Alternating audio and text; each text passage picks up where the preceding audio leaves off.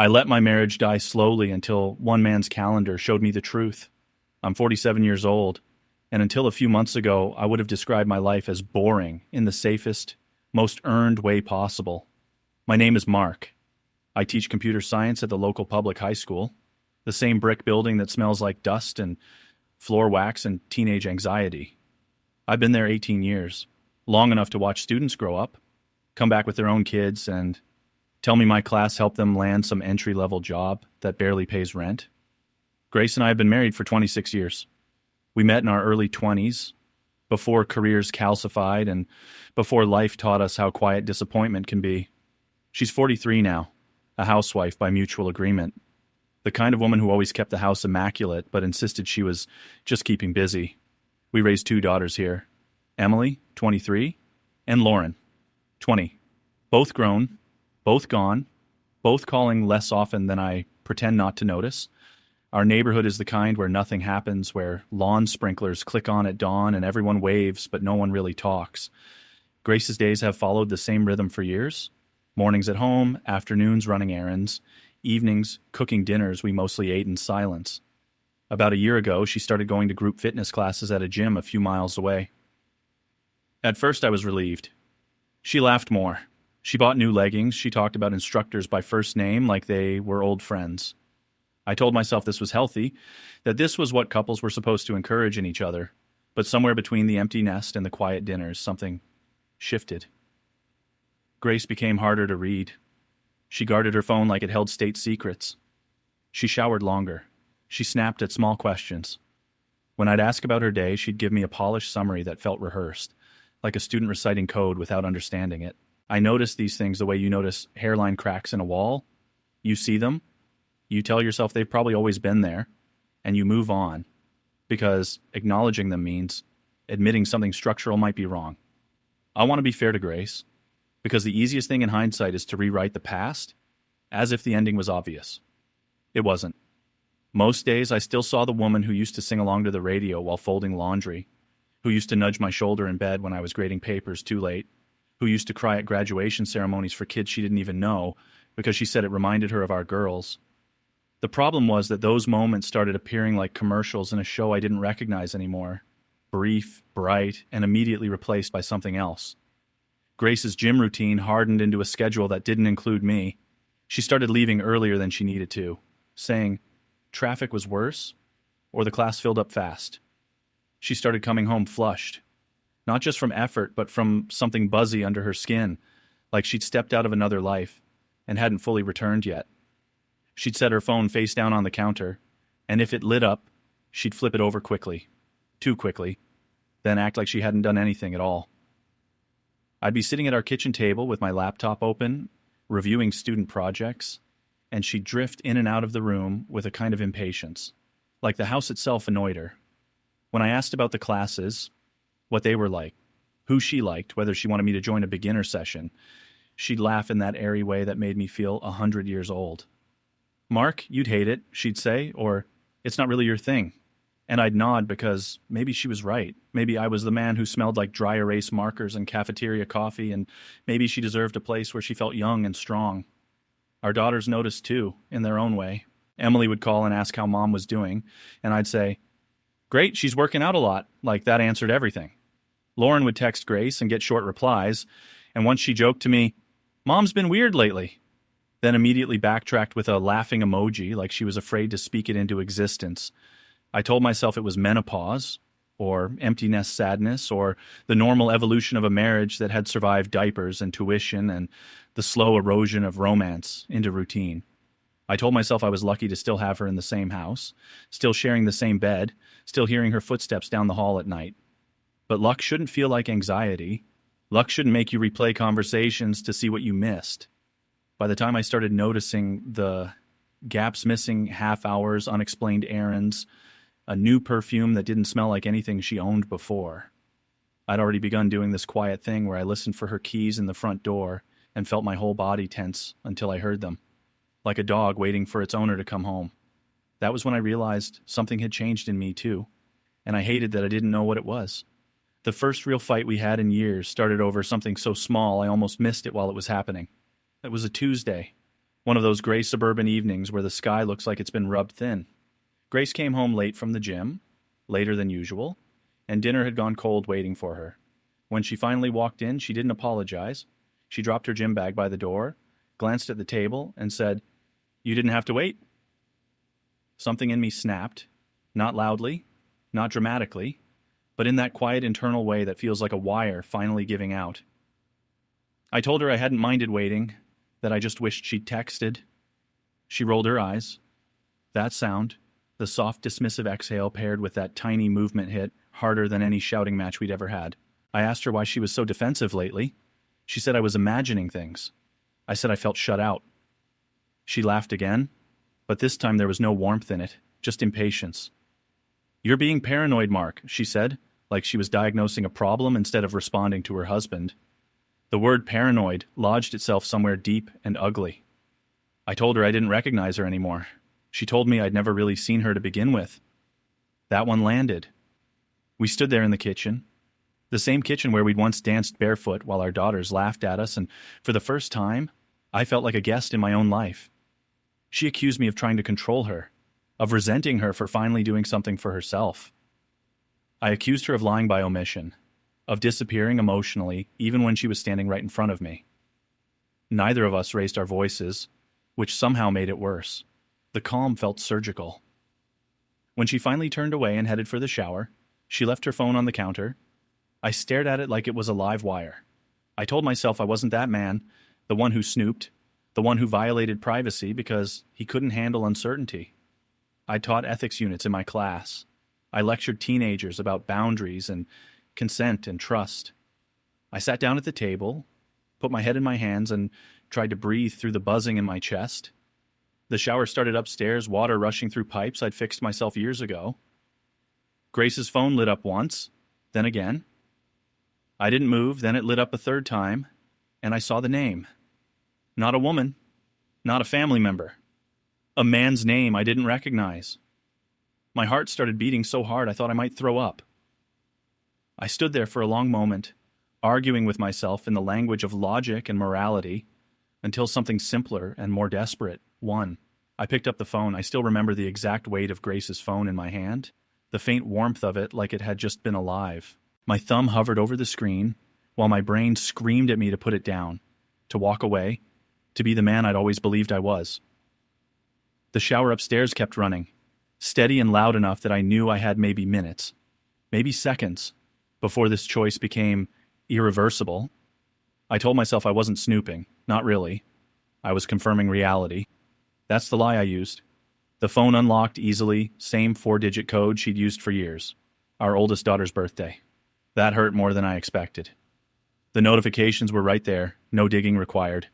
Messages stacked on top of each other from someone saved as Jason T. I opened the thread and felt the room tilt.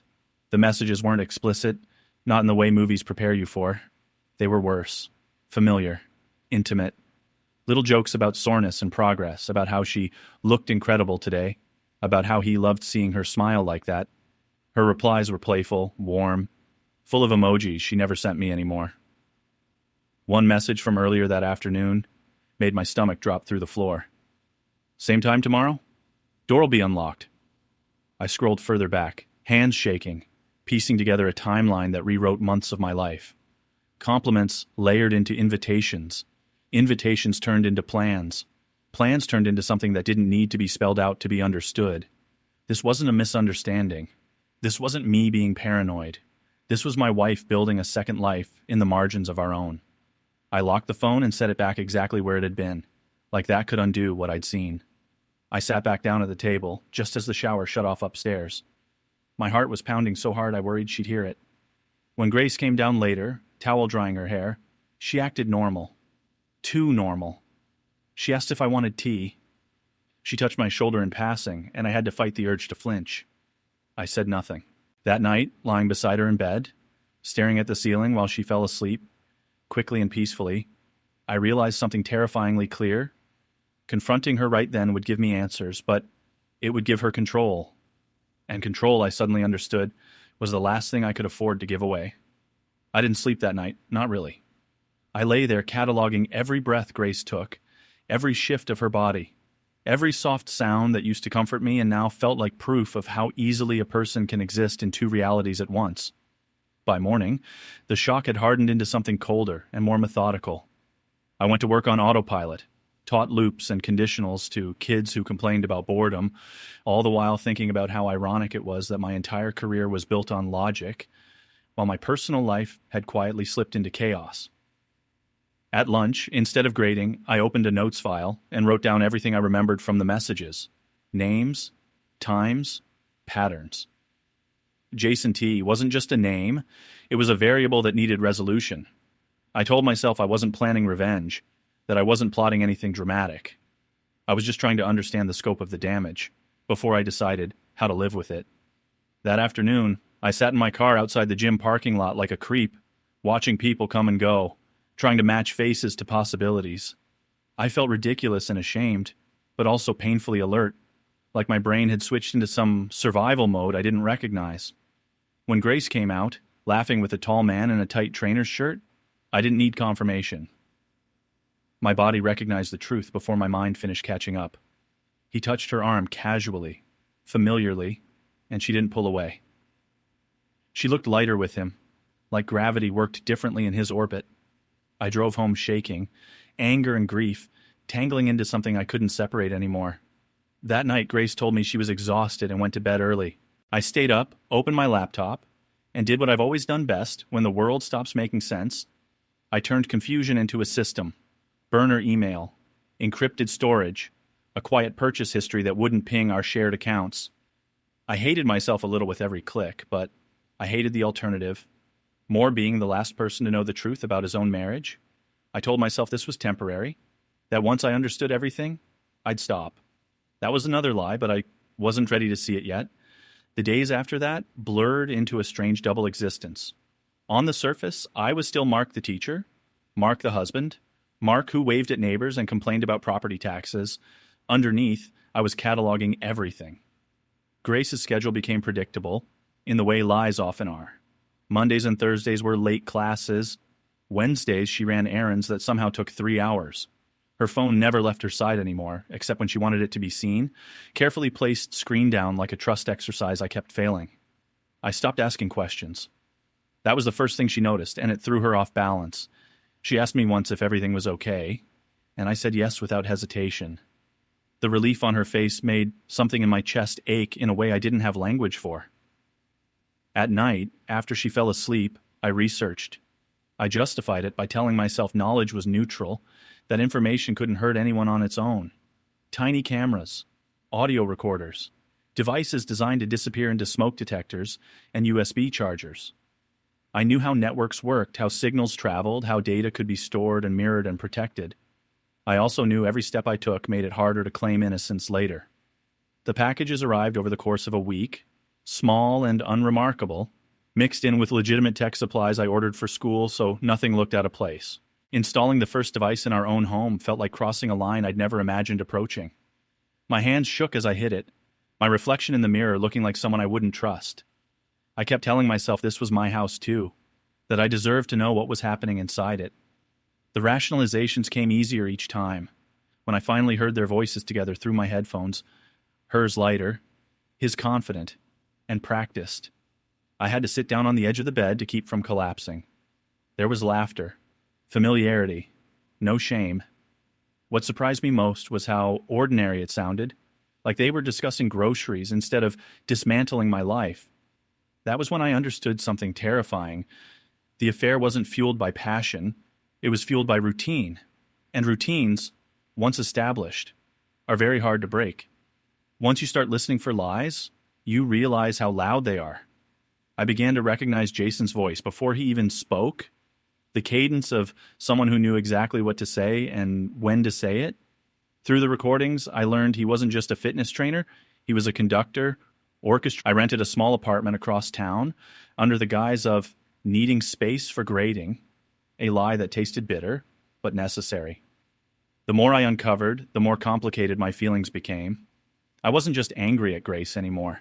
I was angry at myself for not seeing it sooner, angry at Jason for turning intimacy into a system, angry at the way betrayal multiplied instead of staying contained. Every piece of evidence made the next step harder, not easier. I started to wonder when observation had turned into obsession, when protecting myself had turned into something darker. But every time I thought about stopping, I remembered Grace's laugh in those recordings. I installed the device quickly, efficiently, the way I fixed classroom computers when students broke them hands steady, mind focused, morality tucked away in a locked drawer. I promised myself I'd open later. When I left, I sat in my car and laughed once, short and broken, because this was my life now. A middle-aged teacher committing quiet trespasses to document a truth no one had asked him to uncover. That night, listening to the feed, I learned how many other women there were. Names, times, color-coded notes Jason kept on his phone, all of it spoken aloud without shame. He wasn't hiding. He didn't need to. He'd built a system that rewarded secrecy and punished trust. Grace was a square on a calendar, nothing more. And knowing that didn't make it hurt less. It just changed the shape of the pain. Living with knowledge you can't share does strange things to time. Days stretched and compressed unpredictably, entire afternoons disappearing into a fog, while single minutes dragged on like punishment. I listened to recordings I wished I could unhear, not because they were graphic, but because they were mundane. Jason discussed protein intake and weekend plans with the same voice he used to schedule Grace. I heard him joke about women getting too attached and complain about how inconvenient emotions were. I heard Grace laugh. The apartment was quiet in a different way. Not the tense silence of a failing marriage, but the neutral hush of a place that hadn't been hurt yet. Some nights I sat on the floor eating takeout, staring at bare walls, wondering when exactly I'd stopped being a participant in my own life and become an observer. I struggled with guilt in ways I hadn't anticipated. Not guilt about Grace that was drowned out by betrayal, but guilt about who I was becoming. I was lying with precision. I was trespassing without remorse. I was listening to people who didn't know I existed, cataloging their worst moments. And yet every time I considered stopping, every time I imagined confronting Grace with what I already had, I pictured her denial, her tears, the way she'd spin this into something messy and unresolved. I didn't want to fight. I wanted an ending that couldn't be argued with. That desire scared me more than anything else, because it meant I was no longer looking for the truth. I was looking for closure at any cost. The closest I came to losing everything happened on a Thursday. I still replay in my head like a glitch I barely patched in time. Grace came home earlier than expected, her keys jangling in the door, while I was in the middle of checking one of the hidden feeds. I slammed the laptop shut so fast I nearly snapped it in half, and stood there like a kid caught with his hand in the cookie jar. My heart was racing, my face hot, every instinct screaming that I looked guilty because I was. She asked what I was doing. I told her I was grading. She frowned, glanced around the room like she was seeing it differently, then shrugged and said she'd forgotten her water bottle and needed to run back out. The door closed behind her and I slid down into a chair, shaking so badly I had to sit on my hands to steady them. That night, I realized how thin the line was between control and catastrophe. Jason had started slipping too. His schedule grew sloppy, his confidence edging into carelessness. I heard him complain on a recording about how one woman was getting ideas and how he might need to cut her off. I heard Grace ask, lightly but not joking, where she fit into all of it. His answer was smooth and empty at the same time, a practiced reassurance that promised nothing. Something shifted after that. Grace became quieter at home, more distracted, snapping at me for leaving lights on or asking what we needed from the store. I wondered if part of her already knew she wasn't as special as she'd believed, if betrayal had started eating itself from the inside. I started having nightmares where I confronted her, and she laughed. Or worse, where she cried and I didn't feel anything at all. I wasn't sleeping much, living on caffeine and routine, moving through my days like a man carefully carrying a glass container full of something volatile. The evidence pile grew heavier, not just in data but in consequence. I knew there would be no going back from this, no version of events where we talked it out and returned to normal. Normal was already gone. The only question left was how much damage would come with the truth when I finally let it breathe. The thing that finally broke whatever hesitation I had left wasn't Grace, at least not directly. It was Jason's schedule. I heard him mention it casually one evening, bragging in that half-joking way men use when they think they're untouchable. If I didn't write it all down, I'd forget who I'm supposed to be charming for, he said, laughing. Later that night, when the house was quiet and Grace was asleep beside me, I accessed the feed again and listened as he scrolled through it out loud, narrating his own efficiency like it was a point of pride. Names, days, time slots, color-coded blocks stacked one after another, a grotesque parody of the lesson planners I used at school. Grace's name was there, exactly where I expected it to be, sandwiched between two others. Seeing her reduced to a cell on a digital calendar did something strange to me. It hurt, yes, but it also clarified things in a way emotion never had. This wasn't an affair born of loneliness or confusion. This was exploitation wrapped in flattery, a system that depended on women believing they were exceptions.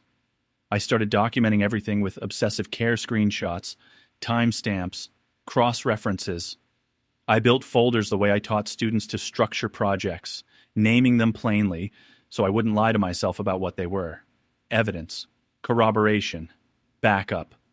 I caught myself narrating my actions internally, like I was explaining them to an invisible jury, and I didn't know if that was preparation or self-defense. At home, Grace grew restless. She started picking fights over nothing, accusing me of being distant, of not trying anymore. The irony would have been funny if it hadn't been so cruel. One night she asked me, almost plaintively, if I still loved her. I looked at her for a long moment and said yes, because the word still meant something to me, even if it meant something different than it used to. That answer seemed to satisfy her, but it hollowed me out. Love, I was learning, could exist alongside betrayal without canceling it out, and that made everything messier. By the end of the week, I knew I had enough. More than enough. What I didn't know was how to stop listening, how to stop watching, how to let go of the control I'd built to survive the collapse of everything I thought I understood. Once I accepted that the marriage was already over, leaving became less dramatic than I'd imagined and more logistical, which somehow made it sadder. I started treating my life like a migration project, small movements designed not to trigger alarms. Another box here, another drawer emptied there. I learned which of my things Grace never touched and which absences she'd notice immediately. I left behind anything that felt too symbolic. Our wedding album, the mismatched mugs we'd collected on family trips, because I couldn't handle deciding what those objects meant now. At the apartment, I built a version of myself that required very little explanation. I slept better there, even though the mattress was cheap and the walls were thin. Silence felt honest again. Grace sensed something was wrong, of course. She started oscillating between affection and irritation, touching my arm one moment and criticizing my tone the next. It felt like she was trying to pull me back into orbit without knowing how far I'd already drifted. One night, she accused me of hiding something, and my heart nearly stopped. I asked what she meant. She waved it off, said I'd just been different lately. I told her I was tired. That was the truest lie I'd ever told. Meanwhile, the recordings continued, and with them, my growing awareness of how many lives Jason was quietly intersecting. Women talked to him about insecurities, about marriages, about feeling invisible. He nodded, affirmed, redirected. I wondered how many of them thought they were confiding in someone safe. I wondered how many of them would recognize themselves in Grace if the truth ever surfaced. My daughters called more often during this time, as if they sensed a fault line shifting beneath the family without knowing where it was. Emily asked if everything was okay between Mom and me. I said we were working through some things. Lauren was less diplomatic. She told me Mom seemed off during their last call and asked if she should be worried. I told her no. Lying to my children hurt more than lying to Grace, but I told myself it was temporary, that soon there would be nothing left to hide. The problem with preparing an ending is that you start living in it before it arrives.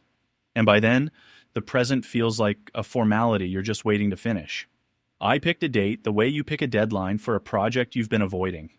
Arbitrarily, because without one, you'll just keep circling the same misery forever. By then, the evidence wasn't just overwhelming. It was grotesque in its completeness. Jason's schedule updated weekly. New names appeared. Old ones disappeared. Grace shifted slightly in rank without knowing she'd ever had one. I stopped listening to every recording all the way through because I didn't need to anymore. I already knew how the story went. What surprised me was how calm I felt once I committed to ending it. The anxiety that had lived in my chest for months loosened its grip, replaced by a strange clarity that bordered on relief. I contacted the gym owner through a professional email, anonymous but precise, requesting a private meeting to discuss a serious concern involving one of his trainers. I attached nothing yet, just enough detail to make him curious and cautious. At home, Grace oscillated between suspicion and denial.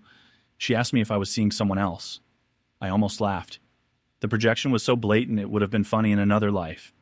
I told her no, that I barely had the energy to see myself most days.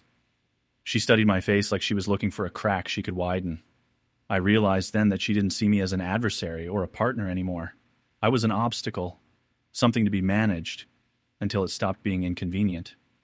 That realization hurt less than it should have because by then I'd already mourned the version of us that might have cared.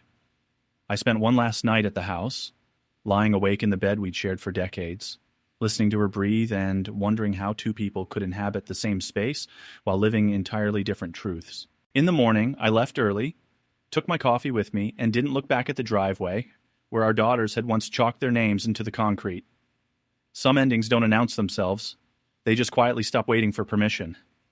The gym owner's office smelled like rubber mats and citrus cleaner, a bizarrely cheerful backdrop for what I was about to do.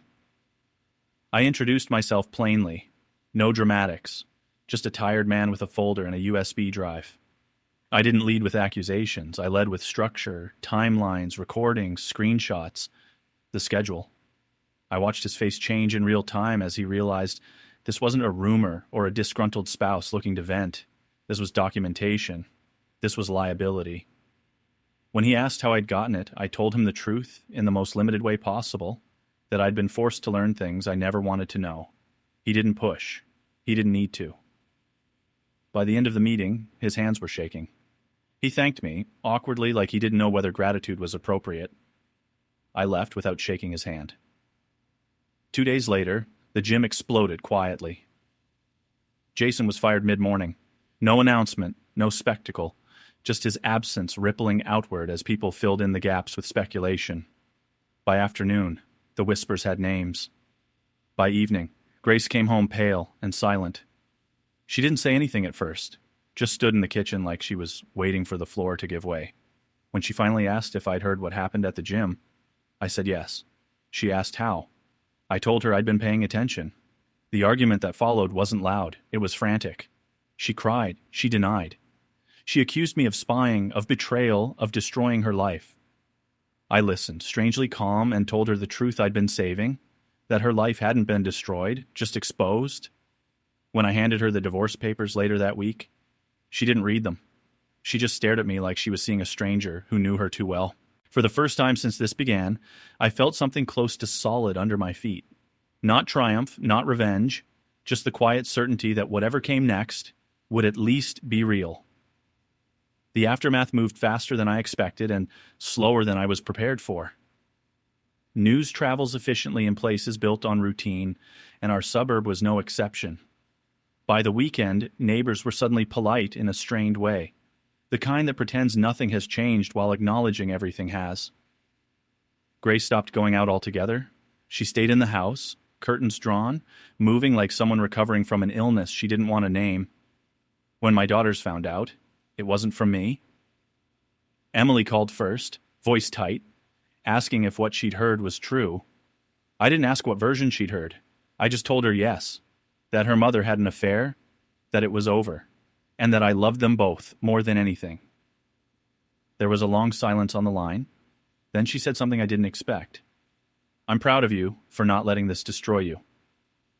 Lauren was angrier. She cried, swore, demanded explanations I couldn't give without dragging her deeper into the wreckage. They both sided with me without hesitation, which brought relief tangled with guilt. I hated that they felt forced to choose, even if the choice felt obvious. Grace accused me of turning them against her. I told her the truth didn't need help doing that. The legal process was clean, almost antiseptic. She kept the house. She kept the car. I didn't fight it. I wanted distance more than assets. When I carried the last of my things out, she stood in the doorway and asked if there was any version of this where we could have fixed it. I thought about that carefully before answering. I told her maybe, once, but not after she'd made me invisible. She nodded like she understood, though I wasn't sure she did. Driving away for the last time, I felt lighter and emptier all at once, like someone who'd amputated something diseased and was still learning how to balance without it. Living alone at 47 isn't the tragedy I once imagined it would be. The quiet in my apartment is different from the silence I survived in that house. This quiet doesn't accuse me. It doesn't wait for explanations. It just exists, open and honest.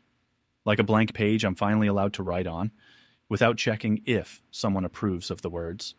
After everything became final, my daughters came to me, not out of obligation, but out of choice. Emily showed up first with groceries, and that familiar half smile she's had since she was a teenager, the one that says she's trying to be strong for someone else. Lauren followed a week later, sat cross-legged on my living room floor, and cried without apologizing for it. They didn't ask me to fix anything. They didn't tell me how to feel. They just stayed. We cooked simple meals, talked late into the night, laughed in short bursts that surprised all of us. I realized then that whatever I'd lost, I hadn't lost them. And that mattered more than any house or history. I've stopped measuring my life by what I endured and started measuring it by what I choose. I choose honesty now, even when it's uncomfortable. I choose rest without guilt. I choose not to chase explanations from people who already showed me who they are. Teaching still grounds me. My students still complain. Code still behaves the way it always has, logical, fair, predictable. Outside of work, I'm learning who Mark is when he isn't shrinking to keep someone else comfortable. I don't know what the rest of my life looks like yet, and for the first time, that uncertainty doesn't scare me. Trust, I've learned, isn't about surveillance or sacrifice. It's about self-respect. It's about listening. When something inside you says this hurts, this isn't right, you deserve better. I spent years living quietly for everyone else. Now, with my daughters beside me and my future unwritten, I'm finally living for myself, and that feels like the most honest thing I've done in a very long time.